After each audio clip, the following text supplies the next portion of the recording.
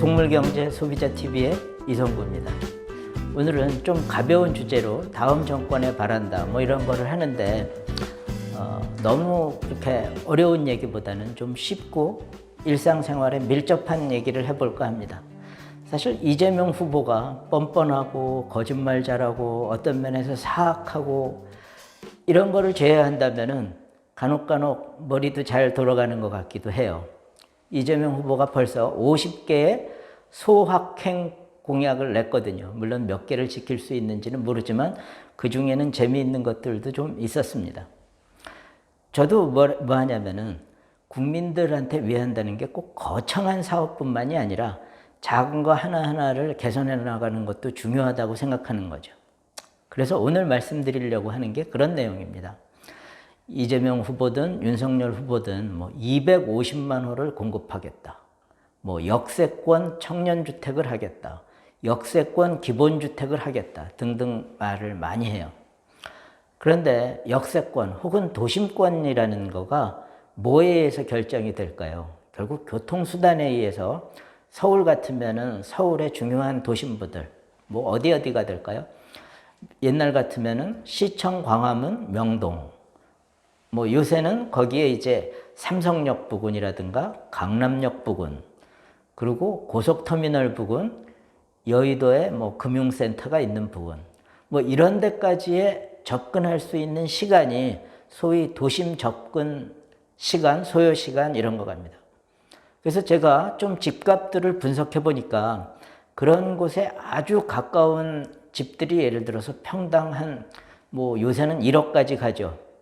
1억이다 그러면은 역 하나가 차이 날 때마다 5% 정도씩 가격이 떨어지는 걸 알았어요.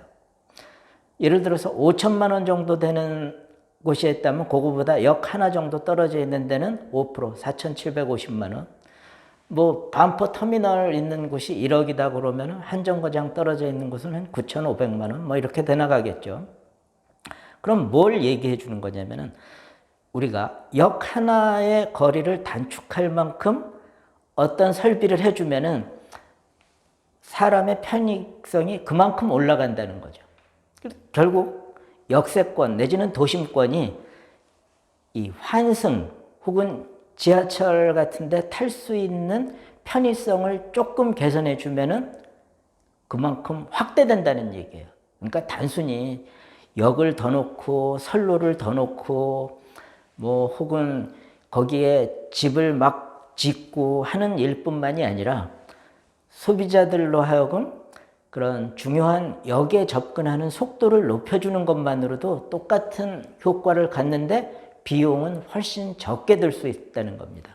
서울에 약 140개 환승역이 있다고 합니다. 근데 그 중에 한 120개 정도는 1분이 넘게 걸립니다. 역 안에서 환승하는데. 그리고 한 30개 정도는 3분이 넘게 걸리고 어떤 역은 5분 가까이 걸립니다. 거의 역 안에서의 환승 정도가 아니라 역 하나를 가는 정도의 시간이 돼버리는 거죠. 그래서 제가 제안 드리는 거는 바로 환승할 때의 시간을 한 30%쯤은 절감하자. 물론 1분 이내 환승되려면 특별히 그런 게 필요 없겠지만 1분 이상 환승에 시간이 걸리는 곳에서는 30% 정도 시간을 절약하자. 간단합니다.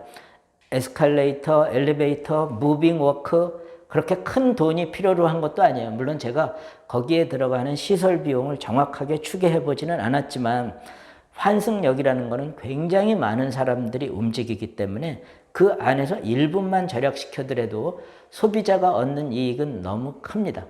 그래서 저는 다음번 정권에서는 서울뿐만이 아니라 부산 이런 여러 가지 대도시에서 역에서의 환승 혹은 역으로의 접근에 드는 시간을 한 30%를 절감하는 것만으로도 도심권이 엄청나게 확대되고 소비자의 생활이 편해진다. 너무 큰 것 가지고 공약을 내세우지 말고 실속 있게 그리고 효율적인 이 투자를 하자 하는 말씀을 드리려고 하는 겁니다. 네, 경청해 주셔서 감사합니다. 구독과 좋아요